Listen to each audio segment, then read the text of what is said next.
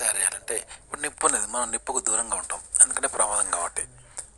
అలాగే ఎప్పుడైనా మనకు అనుకోకుండా తాగితే కాలుతుంది నిప్పు, కానీ అది నిప్పు మనం తయారు చేసినామా, చేయలేదు కదా, మనకు అతీతమైందిగా. కానీ మనమే తయారు చేయాలి కంటెంట్ అనేది. ఇట్లా నిప్పు ఎలా అయితే మనం తయారు చేసినాం అనుకో ఎట్లా ఉంటుందో అట్లా కంటెంట్ మనం తయారు చేయాలి. దానికి దూరంగా ఉంటుంది నిప్పుకు.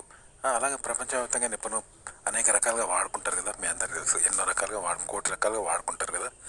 ఆ విధంగా వాడుకోవాలి నువ్వు, కానీ నువ్వే తయారు చేయాలి, చేసి అన్ని రకాలుగా వాడుకోవాలి. ఓకే, అదనమాట కంటెంట్ అని నువ్వు తయారు చేయాలి ఇట్లా. ఇప్పుడు కంటెంట్ ఎలా క్రియేట్ చేయాలంటే, భార్యాభర్తలు ఎలా ఉండాలంటే చిలక గోరింకల్లా ఉండాలి అంటారు.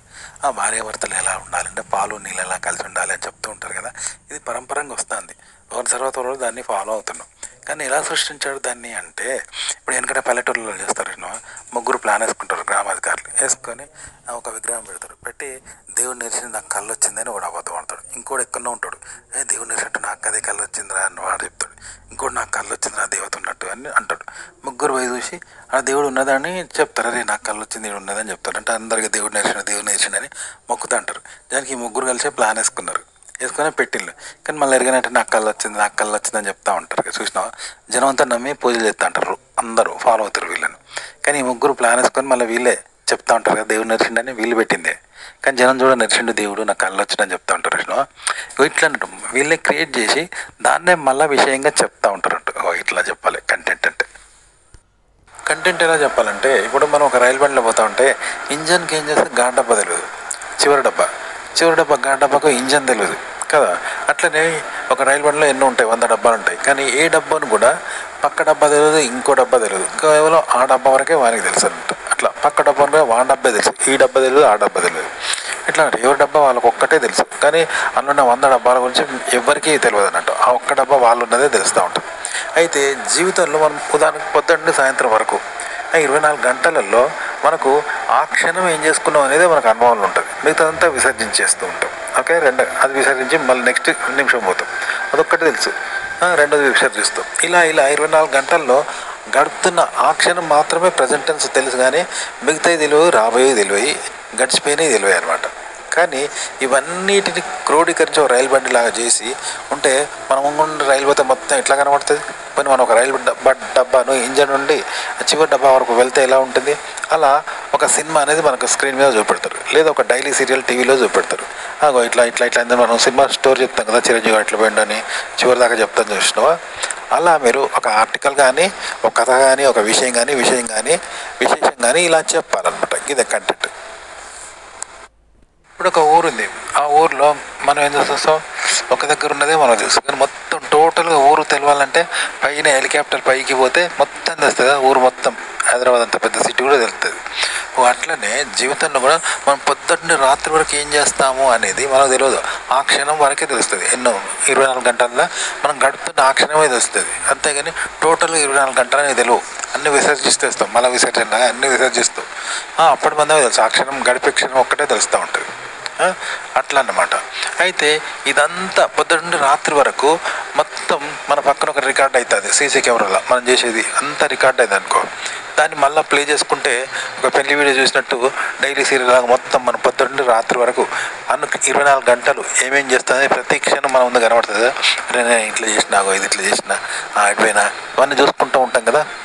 దాన్ని అలాగే చెప్తే ఎలా ఉంటుందో డైలీ సీరియల్ అనమాట, సినిమా అంతే. అలాగే ఒక ఆర్టికల్ కూడా అలాంటిది, ఒక విషయం ఎలా జరిగింది అనేది టోటల్ ప్రారంభం నుండి ఎండింగ్ వరకు చెప్తే ఆర్టికల్ అవుతుంది. ఇంతే చెప్పడం ఆర్టికల్ రాయడం అంటే. మన జీవితం ఏంది, ఏ క్షణం ఆ క్షణమే తెలుస్తుంది. పొద్దుటి నుండి రాత్రి వరకు 24 గంటల్లో ఒక అన్ని అనుభవాలకు రావు, అప్పుడు గడుపుతున్న క్షణమే అనుభవంకి వస్తుంది. గడుస్తూ ఉంటాయి పొద్దున్న రాత్రి వరకు. అంతేగాని మొత్తం అనుభవంకి రాదు, అన్ని విసర్జిస్తూ ఉంటాం మిగతాదంతా. కానీ ఆ క్షణం గడిపే క్షణం ఒక్కటే తెలుస్తుంది. మిగతా 24 గంటల్లో ఒక క్షణమే గడిపేది తెలుస్తుంది, అన్నీ విసర్జించబడుతుంది కదా. కానీ ఒక బుక్ చదివితే ఎట్లుంటుంది, చివరి నుండి ఎండింగ్ వరకు చదువుతాం. ఒక సినిమా చివరి నుండి ఎండింగ్ వరకు చూస్తాం కదా. అట్లనే మనం పొద్దుండి రాత్రి వరకు 24 గంటలు అనేది ఇలా బటన్ నొక్కగానే మొత్తం మనకు అనుభవంలోకి వచ్చింది అనుకో, మొత్తం ఏ టు జెడ్. అది అప్పుడు ఎలా ఉంటుంది, మనకు అనుభవం కనబడ్డది అనుకో సినిమాలాగా. అప్పుడు ఎలా ఉంటుంది, నేనేం చేసినా ఇలా చేసినా అని చెప్తాం కదా. ఒకలా చెప్పడం, ఆర్టికల్ అయినా రాయడమైనా, ఒక కథ రాయడమైనా, ఒక సినిమాని క్రియేట్ చేయడమైనా ఇలాగే చేస్తారనమాట. గింతే క్రియేటివిటీ అంటే, కంటెంట్ రాయడం అంటే గింతే. ఒక విషయాన్ని చెప్పడం అంటే గిట్లా ఉంటుంది. ఊహించ ఊహిస్తాం కదా, ఆలోచిస్తాం, ఊహిస్తాం, అనుభవం, అనుభూతి పొందుతాం కదా ఒక కథ రాయాలని. అది ఒక్క క్షణమే, ఆ క్షణమే ఊహిస్తాం కానీ మిగతా క్షణాలన్నీ మిస్ అయిపోతాం కదా, అవన్నీ ఊహించలేం. గతంలో గడిచిపోయిన క్షణాల్లోకి వెళ్ళి ఊహించలేం కదా. ఇప్పుడు జన్మలైనంత ఒక జన్మ, ఇప్పుడున్న జన్మలోనే మనం అంతా తెలుసు, ఆలోచిస్తాం, ఊహిస్తాం ఏదైనా. కానీ గత జన్మలు, గడిచిపోయిన జన్మలు లేదా రాబోయే జన్మలు మనకు తెలియదు కదా. కానీ అవన్నీ జన్మలు ఈ జన్మలోనే వస్తే ఉంటుంది. ఈ జన్మతో పాటు గత జన్మలు కూడా, గడిచిపోయిన జన్మలు, రాబోయే జన్మలు, ఇవన్నీ మనకు ఈ జన్మలో అనుభవం లాగా అవన్నీ వస్తే ఉంటుంది ఒకేసారి. అలాగే ఇప్పుడు ఆలోచిస్తున్నాం, ఊహిస్తున్నాం, అనుభవిస్తున్నాం.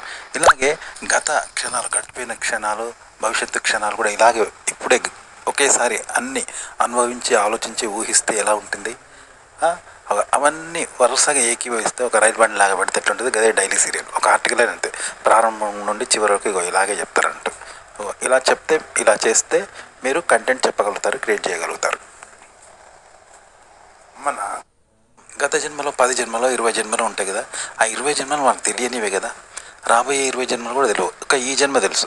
అట్లనే ఈ జన్మలో మాకు 10 నిమిషాలు 20 నిమిషాలు ఊహిస్తే, ఆలోచిస్తే ఎలా ఉండాలంటే ఆ 20 నిమిషాలు 20 జన్మల్లా ఉండాలి. అంటే 20 జన్మలు మనకు తెలియనివే కదా, మనకు తెలిసింది ఈ ఒక్క జన్మే. అలా ఒక్క క్షణం మనమే తెలియాలి. మిగతా 20 క్షణాలు ఆలోచిస్తే 20 క్షణాల ఆర్టికల్లో మీరు ఆ 20 క్షణాలు తెలియని జన్మల్లాగానే ఉండాలి. అలా ఉంటే మీరు చెప్పింది జనం వింటారు, మీరు చెప్పాలి, అలా చెప్పాలన్నమాట. అలా క్రియేట్ చేస్తేనే జనం వింటారు. అంతేగాని ఈ ఒక్క జన్మ మనకు ఎలా తెలుసో, ఈ ఒక్క జనం 20 అలా మీరు 10 నిమిషాల వీడియోలో అంతా మీకు తెలిసిందే ఉంటే, మీరే అన్నీ తెలిసినట్టు ఉంటే ఎలా చెప్పినా వినరు. అంతా తెలిసిందే కదా, కాబట్టి వినరు అనమాట. ఎవరికైనా గత 10 జన్మలు మనకు తెలుసా, 20 జన్మలు తెలియదు కదా. అలా నువ్వు చేసిన 10 నిమిషాల వీడియోలో, 20 నిమిషాల వీడియోలో అవన్నీ తెలియనే ఉండాలి, ఊహలు. అలా ఉంటేనే వాటిని చెప్తే వింటారన్నమాట జనం.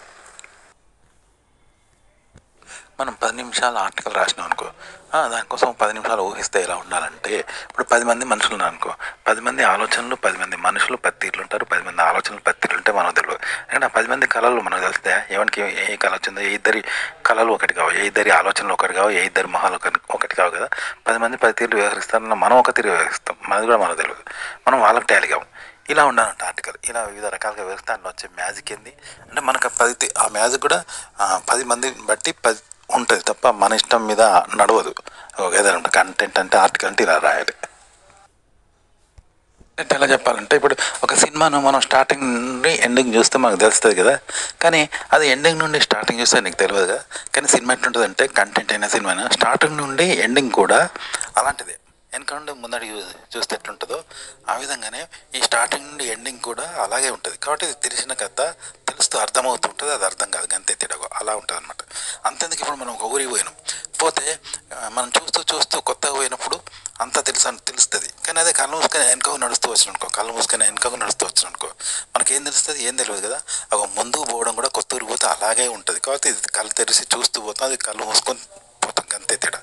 ఇలా ఉండాలంట కంటెంట్. ఊహిస్తాం కదా, ఊహిస్తాం, అనుభవం, అనుభూతి పొందుతాం కదా ఒక కథ రాయాలని. అది ఒక్క క్షణమే, ఆ క్షణమే ఊహిస్తాం కానీ మిగతా క్షణాలన్నీ మిస్ అయిపోతాం కదా, అవన్నీ ఊహించలేం. గతంలో గడిచిపోయిన క్షణాల్లోకి వెళ్ళి ఊహించలేం కదా. ఇప్పుడు జన్మలైనంత ఒక జన్మ, ఇప్పుడున్న జన్మలోనే మనం అంతా తెలుసు, ఆలోచిస్తాం, ఊహిస్తాం ఏదైనా. కానీ గత జన్మలు, గడిచిపోయిన జన్మలు లేదా రాబోయే జన్మలు మనకు తెలియదు కదా. కానీ అవన్నీ జన్మలు ఈ జన్మలోనే వస్తే ఉంటుంది. ఈ జన్మతో పాటు గత జన్మలు కూడా, గడిచిపోయిన జన్మలు, రాబోయే జన్మలు, ఇవన్నీ మనకు ఈ జన్మలో అనుభవం లాగా అవన్నీ వస్తే ఉంటుంది ఒకేసారి. అలాగే ఇప్పుడు ఆలోచిస్తున్నాం, ఊహిస్తున్నాం, అనుభవిస్తున్నాం. ఇలాగే గత క్షణాలు, గడిచిపోయిన క్షణాలు, భవిష్యత్తు క్షణాలు కూడా ఇలాగే ఇప్పుడే ఒకేసారి అన్నీ అనుభవించి, ఆలోచించి, ఊహిస్తే ఎలా ఉంటుంది. అవన్నీ వరుసగా ఏకీభవిస్తే ఒక రైలు బండి లాగా పెడితే ఎట్లుంటుంది. అదే డైలీ సీరియల్ ఒక ఆర్టికల్ అంతే, ప్రారంభం నుండి చివరి వరకు ఇలాగే చెప్తారంట. ఇలా చెప్తే, ఇలా చేస్తే మీరు కంటెంట్ చెప్పగలుగుతారు, క్రియేట్ చేయగలుగుతారు. మన దేవుడు.